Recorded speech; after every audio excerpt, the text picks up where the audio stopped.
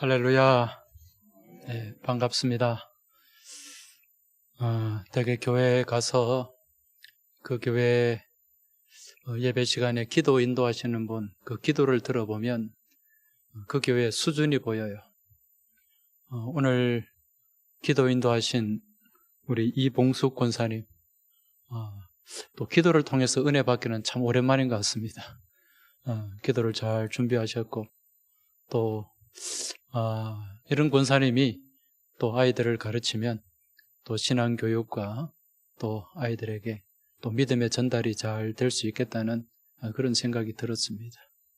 예, 아멘이라도 좀 하시기 바랍니다. 예. 이 김해교회는 저한테는 아주 친숙한 교회입니다. 왜냐하면 이 교회 왜 제가 하도 자주 와서 그래요.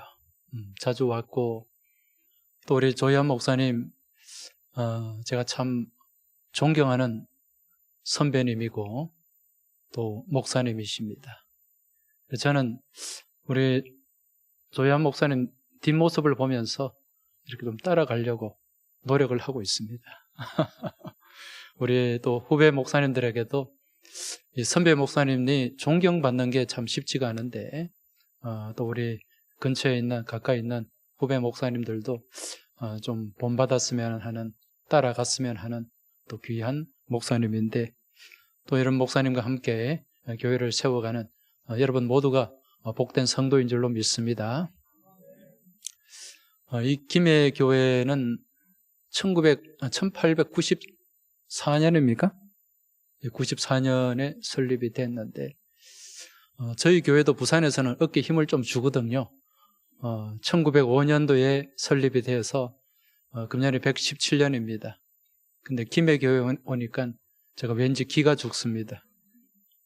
저희 교회보다 11년 선배더라고요. 조희한 목사님이 저하고 한 11년 정도 차이가 나는데 교회도 그런 것 같습니다. 오늘 아무쪼록 이렇게 귀한 교회에서 같이 말씀을 나눌 수 있게 돼서 참 감사하고 또 우리 하나님께 영광을 돌려드립니다. 여러분도 잘 아시다시피 우리나라가 세계적으로 1등 하는 게 많이 있어요. 그죠?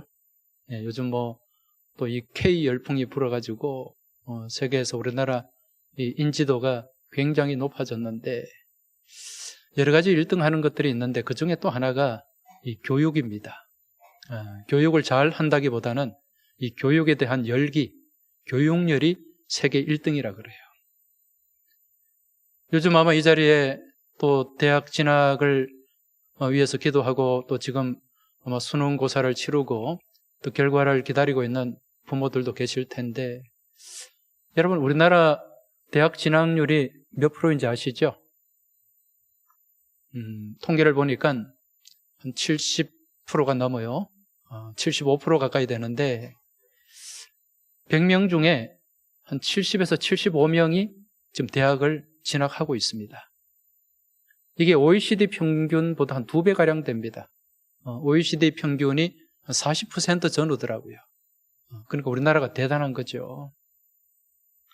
그리고 1인당 가정에서 이 사교육비로 쓰는 비용이 평균 한 50만 원, 60만 원?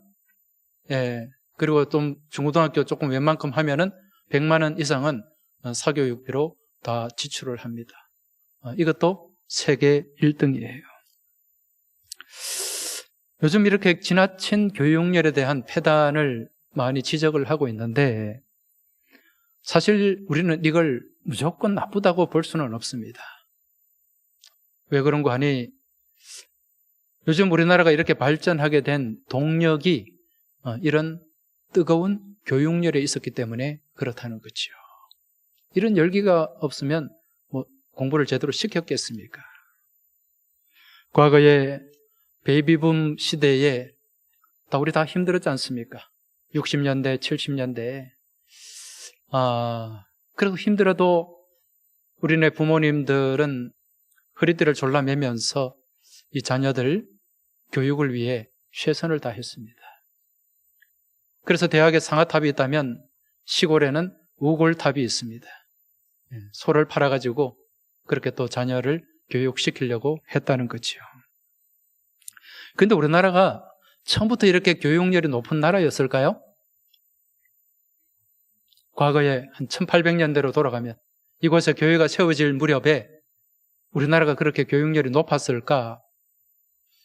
전혀 그렇지 않습니다. 우리나라 그때 살았던 우리 선조들은 자녀 교육에 별로 관심이 없었습니다. 그 당시에 선교사님들이 들어와서 봤더니 이 우리나라 이 백성들이 자녀 교육에는 전혀 무관심하고 주로 뭘 하는가?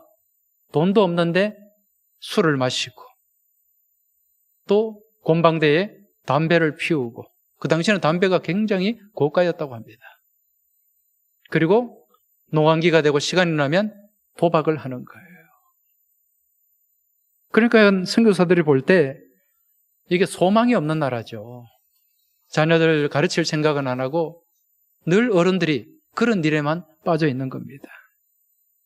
그래서 이 나라가, 이 조선이 이대로 가서는 망할 수밖에 없겠다라는 그런 생각을 가지고 우리나라 처음 들어온 선교사님, 잘 아시겠지만은 언더우드, 아펜젤러 선교사님, 이분들이 들어와서 제일 먼저 무엇을 했는가? 학교를 세웠어요.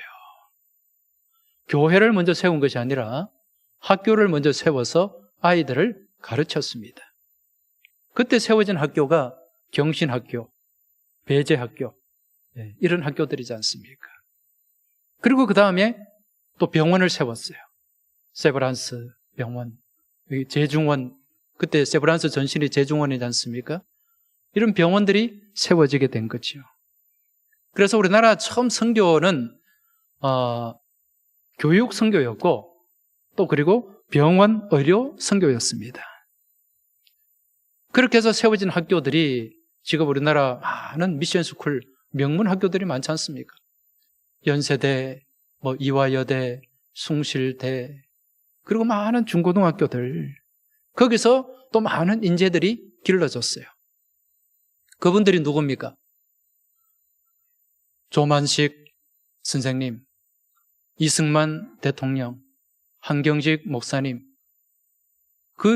이분들 외에도 많은 분들이 이 미션 스쿨에서 그렇게 교육을 받고 민족 지도자로 이제 세워지게 된 것입니다. 그 당시에 선교사님들께서는 이 교회 안에 들어오는 이 교회에 입교하는 분들, 이분들에게 아주 강력하게 추진한 3금 정책이 있었습니다. 3가지를 금했죠. 아까 제가 말씀드린 술 마시는 걸 금지시켰습니다. 담배 피우는 것 금지시켰고, 도박하는 것 금지시켰습니다. 이걸 끊어야만 교회에 들어와서 신앙생활을 할 수가 있게 됐어요. 이게 한국교회 좋은 지금 전통이 되어서 우리 한국교회 성도들은 술 안 마시지 않습니까? 담배 안 피우지 않습니까? 우리 이 자리에 계신 분들도 술 마시고 담배 피우는 분들 한 분도 안 계시죠? 별로 대답을 안 하시네. 이게 한국교회 전통이에요. 그리고 교회 안에 학교를 세웠어요. 소위 말하는 공민학교라고 하는 그 학교를 세웠고요. 그리고 거기서 제대로 이 정상적인 교육을 못 받는 사람들을 가르쳤습니다. 그리고 그렇게 교회 안에 세워진 공민학교, 옛날에 시골에는 공민학교가 많이 있었어요. 거기서 배운 이제 사람들 중에 좀 싹수가 보이는 사람들, 이런 사람들은 선교사님들이 이제 미션 스쿨로 보내는 거죠. 대구 같으면은 개성학교, 평양 같으면은 오산학교, 이런 학교들로 이제 상급 학교로 진학을 시켰습니다. 그렇게 공부를 한 이제 그 아이들이 잘 성장하고 뻗어나가는 모습을 보면서 이제 믿지 않는 가정에서도 이제 자녀 교육에 관심을 갖게 된 것입니다. 선한 도전이 생기게 된 거지요. 그래서 초기에 우리나라 이 교육열은 선교사님들이 심어 놓은 거예요. 그리고 이러한 교육열이 있었기 때문에 오늘 이 나라 대한민국이 있게 되었다는 것입니다. 여러분, 그 이후로 이제 선교사님들이 들어오시고 난 이후에 1907년도에 우리나라에 무슨 일이 있었는지 기억하십니까? 1907년 그러면 무엇이 떠오릅니까? 지금 교사 헌신 예배 맞죠? 네. 1907년 평양 대부흥 운동이죠.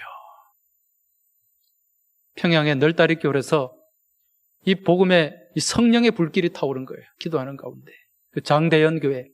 네, 거기서 출발한 이 성령의 불길이 전국을 휩싸게 됩니다. 전국적으로 불타오르게 돼요. 그 평양 대부흥 운동과 더불어서 이제 시골에도 교회가 생기게 되고 산간 벽지에도 복음이 들어가게 되었습니다. 그렇게 교회가 세워지고 성장하는 가운데 또 자연스럽게 생겨난 학교가 있었어요. 그 학교가 무슨 학교입니까? 교회 학교. 옛날에는 주일 학교라고 불렀죠. 그래서 그 주일 학교가 교회마다 세워지게 됩니다. 도심에 있는 교회뿐만 아니라 시골에 있는 교회들까지 그렇게 주일 학교가 세워지게 되었고, 또 거기서 또 많은 아이들이 이제 신앙 교육, 말씀 교육을 받게 되었다는 거죠. 과거에 이 교회의 교회학교, 주일학교는 아이들의 바다였습니다.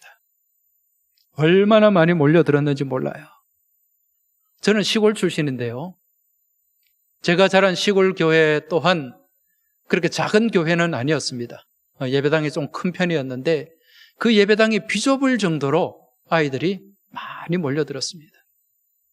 제가 어릴 때 그 한 반에 저희 동기만 해도 한 15명이 될 정도로 남자아이들만 그렇게 교회 학교에 아이들이 많았다는 거죠. 그렇게 이제 교회 학교에 모인 아이들이 제일 기다리는 게 있어요. 그게 뭔가 하니 여름 성경학교입니다. 여름 성경학교를 하면 아이들의 막 기대에 부푼니다. 그리고 두 번째가 성탄절 발표회예요. 그 당시에는 여름 성경학교를 한 4박 5일, 길게는 한 일주일도 했었어요. 그렇게 하는데 전혀 지겹지 않았습니다. 새벽에도 모였고요. 오전에도 모였고요. 오후에도 모였는데 그 안 빠지고 그 출석부에 도장 다 받으려고 얼마나 필사적으로 성경학교 참여했는지 모릅니다. 그때는 교회 안 다니는 아이들도 성경학교를 오고 싶어 했어요. 그래서 그때 성경학교 다녔던 아이들 중에 이제 나이가 들어서 뭐 교회는 안 다녔지만은 뭐 40, 50대가 되어서 이제 교회에 다시 찾아오는 경우가 있습니다. 저희 교회도 가끔 등록하시는 분들 보면 전혀 교회를 안 다녔는데 어릴 때 성경학교 다닌 기억이 있다. 그런 얘기들을 많이 해요. 그때 들었던 그 하나님의 말씀, 그때 불렀던 그 찬송이 그들의 가슴 가운데 심겨져 있었던 거죠. 그래서 마치 연어가 회귀를 하듯이 그렇게 돌아오게 되는데 이걸 통해서 이 교회학교 교육이, 신앙교육이 얼마나 중요한가를 우리가 깨달을 수가 있습니다. 그런데 자, 그 성경학교, 그때 교회학교, 왜 그렇게 많은 아이들이 그렇게 몰려들었을까요? 이유가 뭘까요? 왜 아이들이 교회를 가고 싶어 했을까요? 이유는 한 가지입니다. 교회 학교가 재미있었기 때문에 그래요. 학교 가는 것보다 교회 학교 가서 거기서 말씀을 배우고 찬송하고 또 하는 그 프로그램들이 재미있었어요.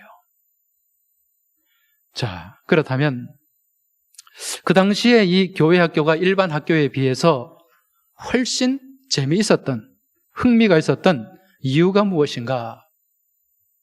그 당시에 교회의 시설이 학교보다 훨씬 더 좋았기 때문에 그렇지가 않습니다.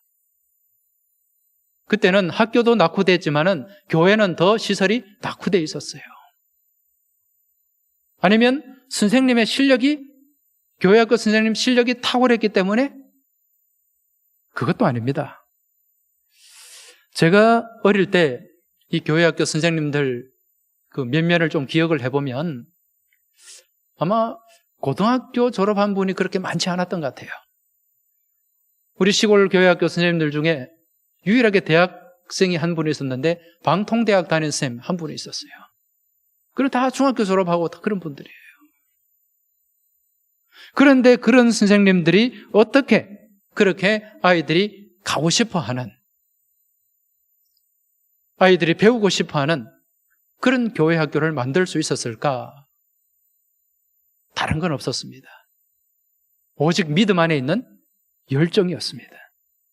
그리고 열심이었어요.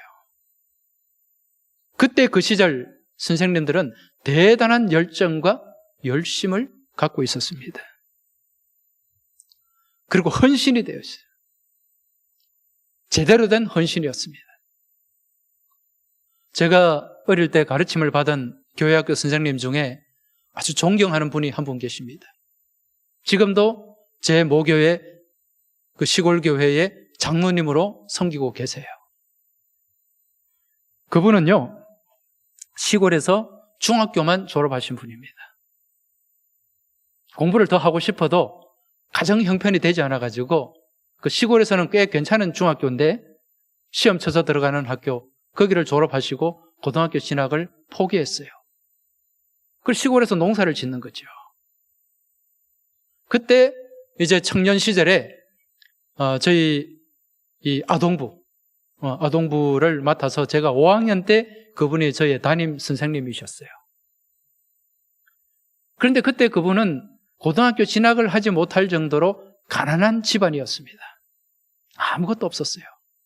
그래서 시골에서 제 고향이 경북 성주인데요. 그 성주 그러면 여러분 뭐가 유명한지 아시죠? 네, 성주 참외가 유명하잖아요.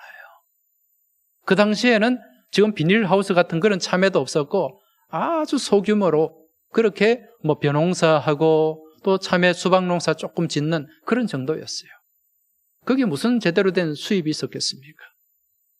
그렇게 어렵고 힘든 상황 속에서도 이 교회 학교를 열심히 섬겼습니다. 그리고 제 기억에요. 그 성주는 아주 촌발 날리는 동네고 그 내륙이기 때문에 아이들이 바다를 볼 기회가 없습니다. 그런데 이 선생님이 여름 방학이 되면 자기 비용으로 그 많은 아이들 한 10명가량 되는 이 시골 촌놈들을 다 데리고 바닷가로 데리고 갑니다. 그때 바닷가를 가려면은요, 저희 성주 시골에서 버스를 타고 대구로 나와서 대구에서 또 버스를 갈아타고 저기 포항까지 가야 돼요. 그렇게 하루 종일 가야 됩니다. 그래서 바다에 거기 여름에 가서 해수욕을 시켜주고 또 거기에 민박집을 하나 잡아가지고 또 그렇게 1박을 시켜가지고 왜? 하루 만에 왔다 갔다 못하니까. 그렇게 아이들에게 사랑을 베풀어 주셨어요. 돈이 있었느냐? 없었어요. 교회에서 지원을 했느냐? 교회에서 무슨 지원을 해요? 1년에 그 아이들, 그 시골 아이들 바다 한번 구경시켜주고 견문을 한번 넓혀주려고 그렇게 자기가 차곡차곡 모아서 그렇게 헌신을 했던 거죠. 그때 어렸지만은 저를 비롯한 제 친구들에게는 굉장한 감동이었어요. 너무 고마웠어요. 학교 선생님보다 이 교회학교 선생님이 더 존경스러운 거예요. 학교 가면 선생님이 그냥 쥐어받고 막 그냥 그런데 이 선생님은 오면은 그냥 품어주고 칭찬해주고 좀 제대로 못해도 찬송도 못해도 잘한다고 격려하고 그렇게 별로 가진 것이 없었음에도 불구하고 그렇게 자기가 가진 것으로 최선을 다해서 아이들을 섬겼어요. 지금도 그 선생님이 저한테 깊이 각인이 되어 있습니다. 근데 하나님이 그런 분을 그냥 놔두시지는 않더라고요. 그렇게 지지리도 가난한 그런 집안이었는데 나중에 이 성주 지역에 이 참외가 이제 이게 특수작물이지 않습니까? 비닐하우스 재배를 하면서 굉장히 폭발적으로 이 성주가 전국 참외 70%를 감당하고 있거든요. 그런데 이분이 이제 비닐하우스 참외 재배를 하면서 물 만난 고기가 된 거예요. 이거는 기술이 아주 중요합니다. 그래서 이 참외 재배하는 그 기술 아무도 따라올 수 없는 거예요.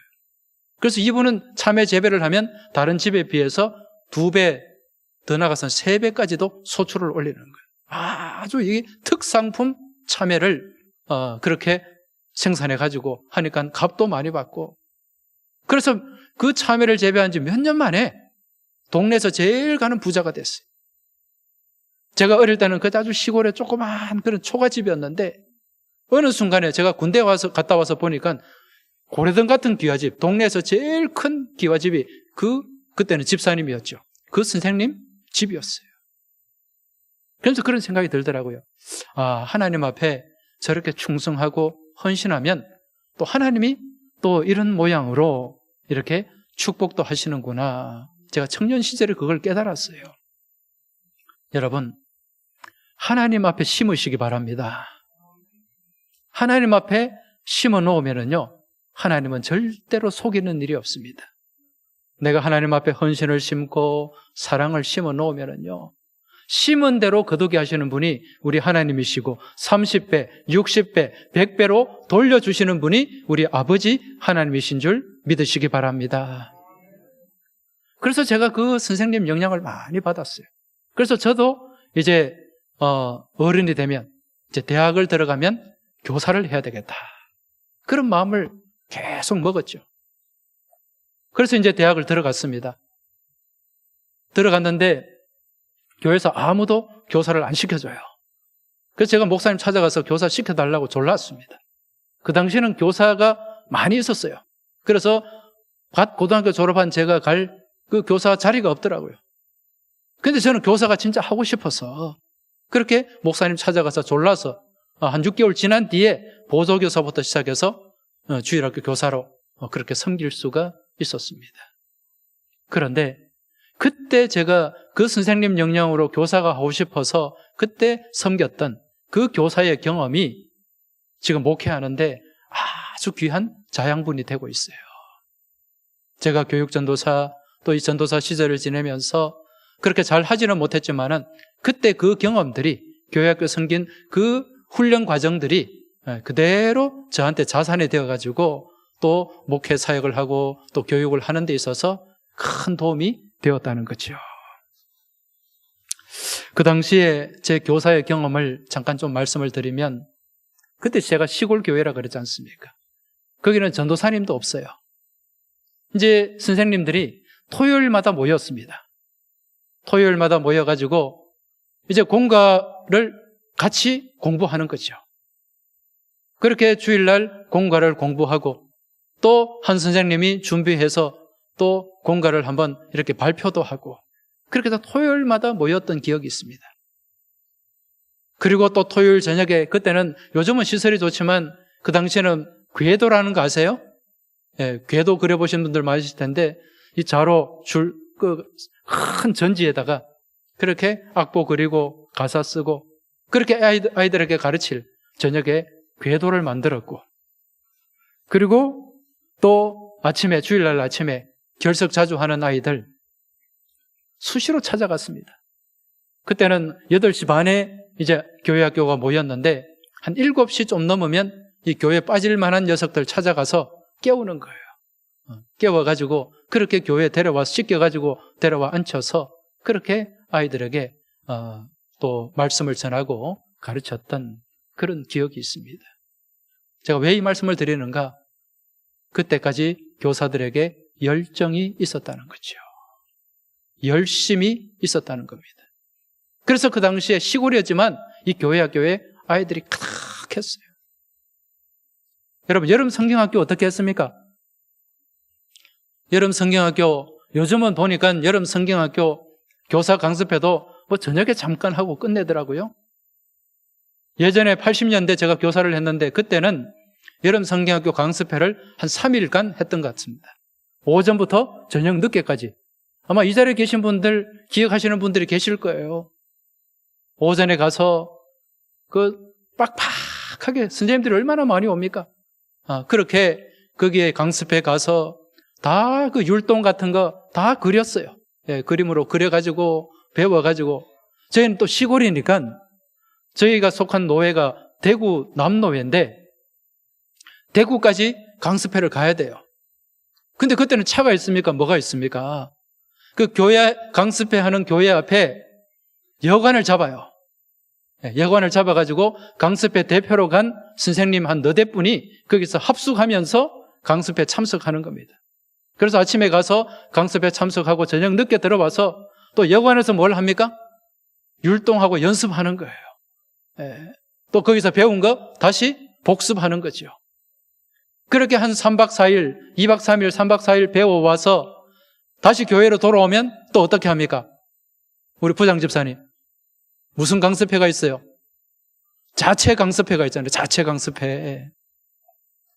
그 강습회 참석하지 못한 선생님들 불러놓고 또 일주일 동안 거기서 자체 강습회를 합니다. 저녁에. 뭐 시골이니까, 낮에는 농사 지어야 되니까 밤에 모여가지고 또 율동 배우고 공가 배워온 거 또 전달 학습하고 그렇게 했던 것 같아요. 그렇게 준비해서 그렇게 하는 성경학교. 거기는 전문가도 아무도 없었어요. 그 당시에 시골에 제대로 배운 사람도 없었습니다. 그런데도 그렇게 아마추어들이 함에도 불구하고 무엇이 있으니까? 열정이 있으니까, 열심히 있으니까 아이들이 재미있는 거예요. 성경학교 한다 그러면 구름대같이 몰려들었습니다. 그리고 거기서 뭘 제대로 교육하게 교자도 모르고 학습 교원 하나 제대로 못 만드는 그 선생님들이 얼마나 제대로 잘 가르쳤겠습니까? 그렇지만 선생님들에게 그 열심이 있었고 열정이 있으니까 아이들에게 하나님의 마음이 전달되고 하나님의 우리 주님의 사랑이 전달되더라는 것입니다. 제가 아까 말씀드린 우리 그 교회학교 선생님, 그때 배웠던 그 친구들 가운데요, 목사가 2이나 있고요. 그리고 또 장로도 여러 명 있습니다. 안수 집사도 있고. 여러분 놀랍지 않습니까? 남의 일을 하고 전혀 감동도 없는 것 같은데 그 시골 선생님, 중학교밖에 못 나온 그 선생님을 통해서 거기서 목사가 2이나 나오고 장로가 여러 명 나오고 안수 집사가 나온다는 것, 여러분 뿔뿔이 다 흩어질 수 있어요. 근데 그만큼 하나님의 그 사랑과 그 마음이 잘 전달이 되었던 것입니다. 그분한테 제가 배운 성경 말씀은 별로 기억이 안 나요. 하지만 그 선생님께 받은 사랑이 기억이 남는 거죠. 그 주님을 닮은 그 성품이 기억이 남는 겁니다. 그게 아이들에게, 저를 비롯한 그 당시 아이들에게 믿음의 자양분이 되었다는 것입니다. 얼마 전에, 몇 년 전에 여러분 미국의 그 CEO, 지금 세상을 떠났습니다. 잭 웰치라는 분. 그 잭 웰치라는 분에게 어느 기자가 질문을 했어요.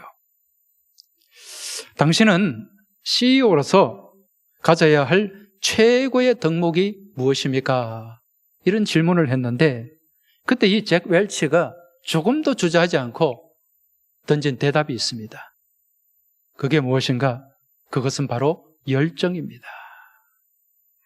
이 기업을 이끌어가는 CEO가 가져야 될 최고의 덕목, 리더십, 아니면은 그런 어떤 새로운 지식, 그런 게 아니라는 거예요. 열정이 있어야 된다는 거죠. 여러분, 이건 우리 교회 학교도 마찬가지입니다. 사람이 무언가를 하고자 할 때 어떤 비전도 중요하고 리더십도 중요하지만 그 중에 가장 중요한 게 무언가를 하고자 하는 열정입니다. 이 열정은 모든 일을 함에 있어서 반드시 필요한 덕목인데 특히 교회 학교 교사라고 하면 반드시 가져야 될 믿음의 덕목입니다. 이게 열정이에요. 여기다가 한 가지를 더 한다면 열심입니다. 열정과 열심. 이게 반드시 필요합니다. 오늘 지금 교사로 헌신을 다짐하는 우리 교회학교 선생님들, 지금 나한테 이 열심이 있는가, 열정이 있는가를 다시 한번 점검을 해야 돼요. 이게 없으면은 교사로 섬길 수가 없습니다. 여러분, 이 열정과 열심의 공통점이 뭘까요? 2개 다 뜨겁다는 겁니다. 뜨거움이에요. 열심의 뜻이 뭐죠?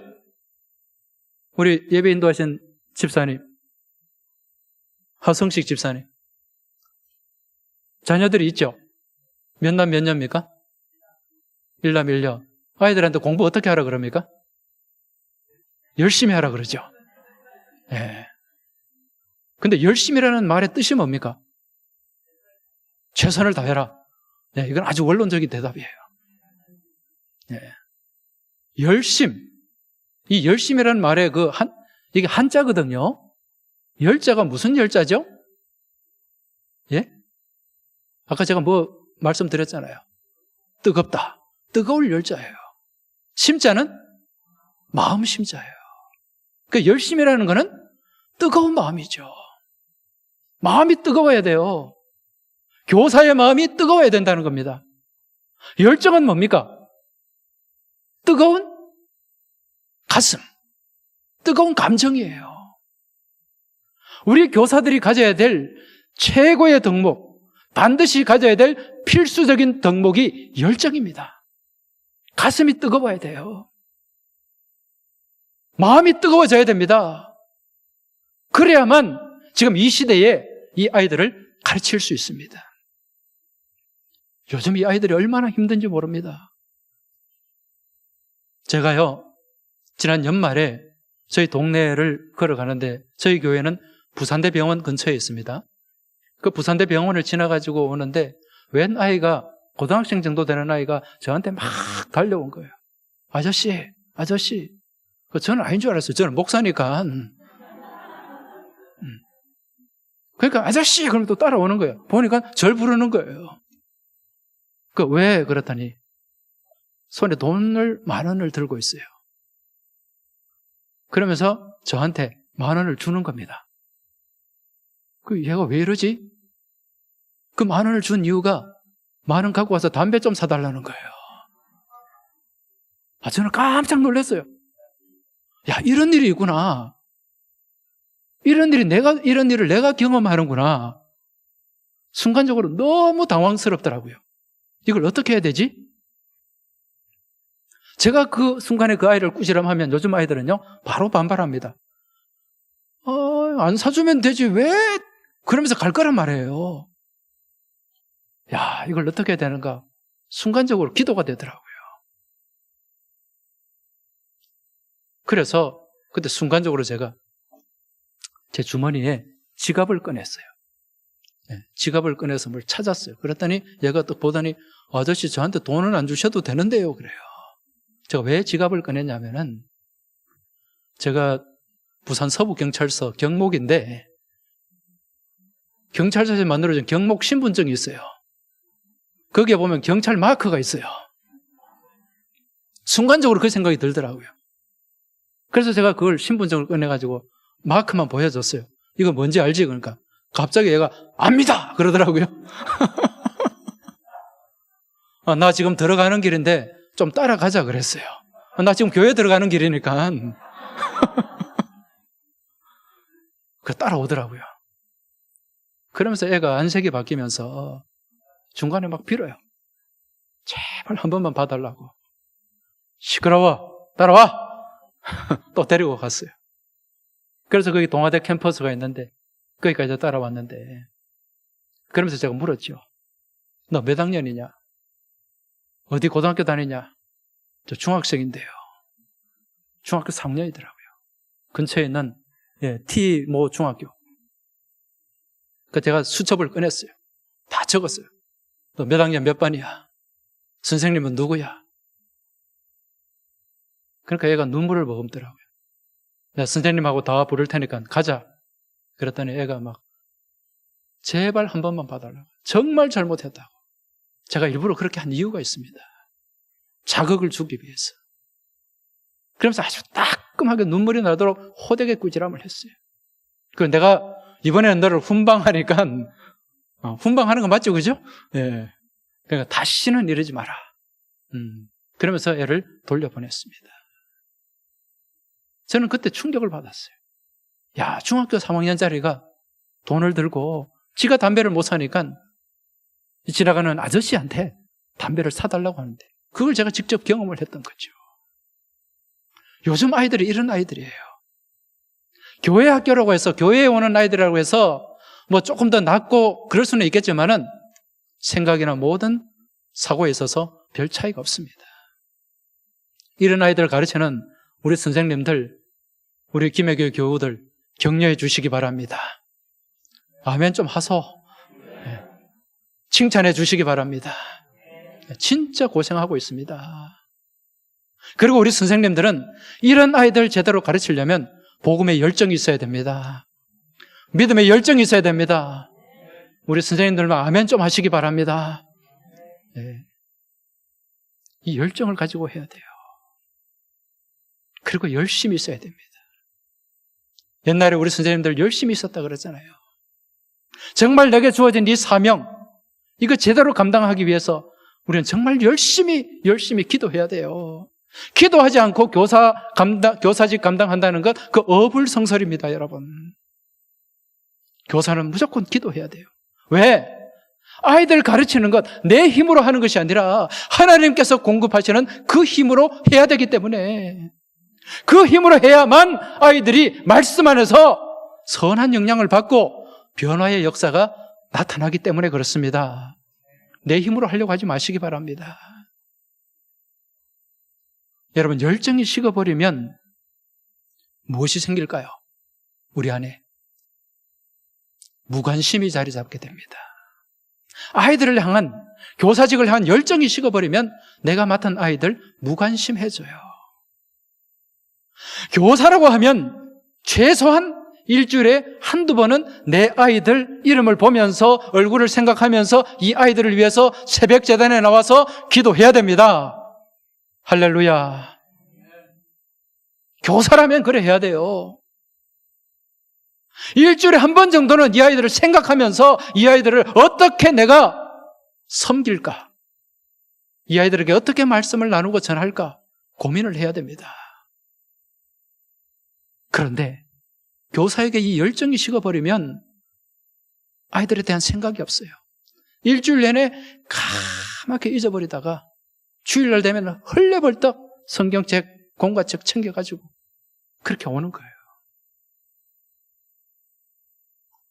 여러분, 우리 하나님이 우리에게 행하시는 가장 큰 저주가 무엇일까요? 하나님은 우리에게 행하시는 저주 중에 가장 무서운 저주, 그것은 하나님의 무관심입니다. 하나님이 우리에게 책망하시고 때로는 징계하시는 것, 이게 무섭다 생각하는데, 여러분, 우리 하나님께서 책망하고 징계하시는 것은 그나마 우리에게 무엇이 있다는 겁니까? 관심이 있다는 거예요. 애정이 있다는 거예요. 아예 애정이 없으면요, 무관심하게 내던져 줍니다. 여러분, 세상에 많은 악인들 하나님 관심 받기예요. 그게 가장 무서운 저주라는 것입니다. 그래서 사랑의 반대는 무엇이다? 무관심이다. 여러분, 아이들에게 무관심하지 마시기 바랍니다. 아이들을 품고 기도하시기 바랍니다. 그리고 그 품고 기도하는 가운데 우리 안에 있는 그 믿음의 열정을 회복하시길 주의 이름으로 축원합니다. 열심의 반대는 무엇일까요? 우리가 열심을 잃어버리면 어떻게 될까요? 아까 열심이 무슨 마음이라 그랬습니까? 뜨거운 마음이라 그랬죠. 그럼 뜨거운 마음의 반대는 차가운 마음이죠. 식어버린 마음입니다. 열심의 반대는요, 찰 한자의 마음 신자, 무엇입니까? 한심이에요, 한심. 열심히 식어버리면 한심해지는 거예요. 열심이 없는 교사는 한심한 교사가 될 수밖에 없다는 것입니다. 지금 이 자리에 계신 우리 선생님들, 열심 있는 교사입니까? 한심한 교사입니까? 한번 크게 대답해 보시기 바랍니다. 열심 있는 교사 맞습니까? 할렐루야. 네. 그러면 이 교회 학교가 희망이 있습니다. 내 안에 열심이 없고 열정이 없다? 그럼 나는 한심한 교사가 될 수밖에 없는 거예요. 하나님 앞에 책망받는 교사가 될 수밖에 없다는 것입니다. 오늘 사도 바울은요, 그리스도 안에서 1만 스승이 있으되 아버지는 많지 아니하니 그리스도 안에서 내가 복음으로 너희를 낳았다 그렇게 말씀합니다. 여러분, 기독교 교육에서는요, 잘 가르치는 게 중요한 게 아니에요. 아이들에게 잘 가르치는 이 티칭 스킬이 중요하지 않다는 거예요. 아버지의 사랑 같은, 아버지의 가슴을 가진 열정이 필요합니다. 이게 기독교 교육이에요. 이게 교사의 모습이라는 거죠. 그래서 학원 강사 같은 교사 필요 없습니다. 아버지와 같은 교사, 아버지와 같은 스승이 필요하다는 거죠. 그래서 오늘 사도 바울이 내가 너희를 무엇으로 낳았다? 복음으로 낳았다 그랬잖아요. 복음 안에서 해산하는 고통을 가지고 이들을 보살폈다는 것입니다. 해산하는 고통. 여러분, 이 고통을 영어로 뭐라 그럽니까? 패션이라고 그러죠. 이 패션의 다른 뜻이 뭐죠? 열정입니다. 해산하는 고통은 그 해산하는 수고 안에서 가지고 있는 그 열정, 그 사랑을 얘기하는 거예요. 여러분, 이 아기를 낳는 아이 엄마가 이 자식을 향한 그 사랑, 그 자식을 향한 그 애정이 없이 출산할 수 있을까요? 한 번만 출산하면 그 고통 감당할 수가 없기 때문에 그 다음에 절대 애 안 낳을 거라고 얘기할 겁니다. 안 낳으려고 할 것입니다. 그렇지만 또 애기 낳고 그 뒤에 또 둘째, 셋째를 낳아요. 이유가 뭡니까? 그게 무엇이 있기 때문에? 애정이 있기 때문에, 사랑이 있기 때문에. 여러분, 우리 주님이 이 사랑으로 우리를 품어주셨습니다. 이 사랑 가지고 십자가를 지셨다는 거죠. 오늘 우리 또한 그 주님의 사랑 안에서 해산하는 고통을 가지고 우리가 우리에게 맡겨진 그 양떼들을 보살피고 소떼를 보살펴야 될 줄로 믿습니다. 그래서 우리 교사들은요, 잘 가르치려고 하는 것이 아니라 잘 가르쳐야 됩니다. 무슨 얘기인가? 여러분, 이 가르친다는 말이 맞아요? 가르친다는 말이 맞아요? 또 대답을 안 하시네. 아이들을 가르치는 게 맞아요? 가르치는 게 맞아요? 가르치는 게 맞죠? 이게 티칭이잖아요. 가르치는 건 포인트 아웃이에요. 그런데 여러분, 교회 학교 교육은 가르치는 것일까요? 가르치는 것일까요? 지혜가 있는 사람만 대답할지어다. 가르치는 겁니다. 여러분, 아이들 막 성경 지식 많이 가르치려고 하지 마세요. 나도 모르는 성경 지식, 얼마나 우리가 가르치면 제대로 가르칠 수 있겠습니까? 그렇게 가르쳐놔 봤자 아이들 시간 지나면은요, 다 잊어버려요. 그런데 잘 가르쳐 놓으면 아이들이 거기를 보고 따라갑니다. 교회 학교 선생님은요, 가르치는 선생님이 돼야 돼요. 이 히브리 말로 이 야라라는 말이 있습니다. 동사가 있는데요. 이게 이제 아이들을 가르치는 그런 의미인데 그 원래 의미가 무엇인가? 원래 의미를 보면은 가르친다는 뜻이에요. 표적을 겨눈다. 이게 야라라는 동사의 원래 의미입니다. 믿음 안에서 가르치는 것, 교회에서 가르치는 것은요, 성경 지식을 마치 달달 외우고 그렇게 가르치는 것이 아니라 우리 주님께서 가시는 그 길을 보여주고 그 길을 가르쳐 주는 거예요. 주님께서 보여주시고 말씀하신 그 믿음의 표대, 신앙의 표대를 가르쳐 주는 거예요. 그리고 그걸 따라가게 하는 것입니다. 여러분, 각 가정에 전통이 있어요. 가정마다 다 똑같은 게 아닙니다. 가풍이라는 게 있습니다. 그죠? 그 가풍은 어떻게 해서 생길까요? 그 자녀들이 누구의 뒷모습을 보고? 아버지의 뒷모습을 보고 어머니의 뒷모습을 보고 따라가는 가운데 어느 순간에 그게 가풍이 되는 거예요. 교회도 전통이 있습니다. 교회 안에도 좋은 전통이 있는 교회가 있는가 하면 그렇지 못한 전통이 있는 교회가 있어요. 그 왜 그런가? 그 앞에 걸어간 믿음의 선배들을 보고 따라가기 때문에 그래요. 선배들의 뒷모습을 보면서, 우리 장로님들의 뒷모습을 보면서, 우리 권사님의 뒷모습을 보면서 후배 교인들이 자녀들이 보고 따라가는 가운데 그 교회의 전통이 되는 거죠. 그래서 좋은 선배가 있으면은 그 교회가 좋은 전통을 갖게 돼요. 그렇지 못하면은 계속 악습이 반복이 되는 겁니다. 교회 학교도 마찬가지입니다. 교회 학교도 아이들은 선생님의 뒷모습을 보고 따라갑니다. 그 선생님이 그 아이들에게 나아갈 방향, 믿음의 방향을 잘 보여주고 그렇게 앞서 걸어가는 가운데 잘 가르쳐야 된다는 것입니다. 그리할 때 그 선생님의 모습을 통해서 아이들은 주님을 바라보게 되고 또 주님의 사랑이 어떠한 것인가를 깨닫게 되는 줄 믿으시기 바랍니다. 이제 마지막으로요. 오늘 사도 바울이 너희는 나를 본받는 자 되라 그렇게 말씀합니다. 여러분 사도 바울이 어떤 사람이었습니까? 사도 바울은 끝까지 하나님 앞에 선한 싸움을 싸우고 달려갈 길을 마치고 끝까지 충성한 사람이었습니다. 여러분 이 충성이라는 단어, 믿음이라는 단어는요 헬라말로 피스토스라는 단어인데 여러분 이 피스토스에서 나온 영어가 피스톤입니다. 여러분 피스톤이 엔진 피스톤이 어떻게 움직이죠? 계속해서 반복하잖아요. 반복. 내가 믿음의 삶을 살아가는 그 모습을 계속해서 반복해서 보여주고 가르치는 가운데 아이들이 우리 안에 신앙의 모습이 자리가 잡히게 됩니다.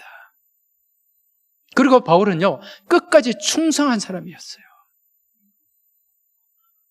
요한계시록 2장 10절에 보면 내가 죽도록 충성하라 그랬죠. 죽도록 충성하라. 우리 교사들은요 죽도록 충성해야 됩니다. 내가 교사직을 한 1년, 2년 하고 그냥 그때만 하는 것이 아니라 내가 죽을 때까지 이 사명 감당하리라는 그 믿음을 가지고 끝까지 달려가야 됩니다. 그래서 좋은 교회는 40년, 50년까지 교사직을 감당한 그런 교사들이 있습니다. 자, 그런데 여러분들 죽도록 충성하라는 말 잘 아실 텐데 이 말의 의미가 뭘까요? 죽도록 충성하는 게 어떻게 충성하는 거예요? 어떻게 하면 죽도록 충성할 수 있습니까? 한번 따라 하시기 바랍니다. 죽을 때까지 충성하는 것이다. 이게 죽도록 충성하는 거예요. 어느 기간을 정해놓고 그렇게 내 생각대로만 그렇게 내게 맡겨준 그 기간 안에서만 충성하는 것이 아니라 하나님 앞에 서는 그날까지 내가 충성하는 거죠. 여러분 교사는 교회학 교사만 교사가 아닙니다. 우리 모두가 신앙의 교사가 되어야 되는 거예요. 내 후배들에게 신앙의 좋은 본을 보여줘야 되고 신앙의 아름다운 뒷모습을 보여줘야 됩니다. 이게 죽도록 충성하는 거죠. 또 죽도록 충성하는 게 있습니다. 그게 뭐냐? 죽음을 각오하고 하는 거예요. 죽음을 각오하고 충성하는 것이 죽도록 충성하는 것입니다. 우리 교사들은 대충 해서는 안 됩니다. 그 열정 안에서 죽음을 각오하고 그렇게 충성하며 섬겨야 돼요. 그리고 마지막 또 하나가 있습니다. 그게 무엇인가? 죽을 힘을 다해 하는 거예요. 이게 죽도록 충성하는 것입니다. 대충 하는 것이 아니라 열심을 다해서 최선을 다해서 열정을 다해서 그렇게 교회를 섬기고 아이들을 섬기는 그 교사가 죽도록 충성하는 선생입니다. 여러분 다시 한번 제가 확인할게요. 죽도록 충성하라. 첫 번째가 무엇이라 그랬습니까? 죽을 때까지. 두 번째는 죽음을 각오하고, 세 번째는 죽을 힘을 다해서 이렇게 섬기는 것이 죽도록 충성하는 것입니다. 오늘 이 자리 헌신을 다짐하는 우리 김해교회 귀한 우리 선생님들 주님 앞에 죽도록 충성하시기 바랍니다. 죽도록 충성하라. 그리하면 무엇을? 생명의 관을 내게 주리라. 할렐루야. 약속이 있습니다. 가장 귀한 것이 우리 하나님 앞에 설 때 생명의 면류관, 의의 면류관을 받아 쓰는 것입니다. 언젠가 하나님 앞에 다 서게 될 텐데 그때 잘했다 칭찬받는 우리 모든 믿음의 복된 교사들이 되시길 주의 이름으로 축원합니다. 하나님 아버지 감사합니다. 오늘 신년 교사 헌신 예배를